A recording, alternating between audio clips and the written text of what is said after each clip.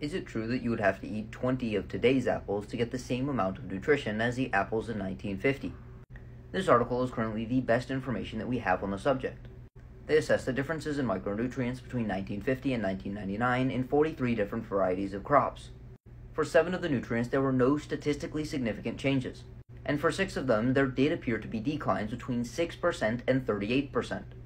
These included protein, calcium, phosphorus, iron, vitamin A, riboflavin, and ascorbic acid.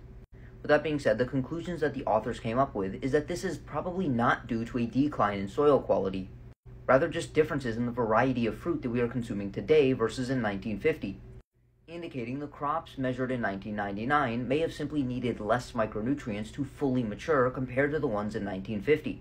With that being said, we also have a broad-reaching analysis from 2017 that also report that the allegations of decline due to agricultural soil mineral depletion are unfounded, and the differences are within the natural variation of the micronutrient content of crops.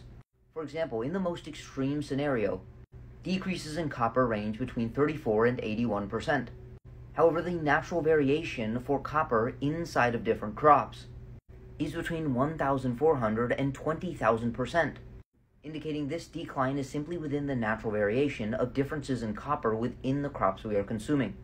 So if you had picked a different crop at a different time, they may have found that there were even more nutrients inside of the crops in 1999 compared to 1950, due to the natural variation of micronutrients inside of these crops.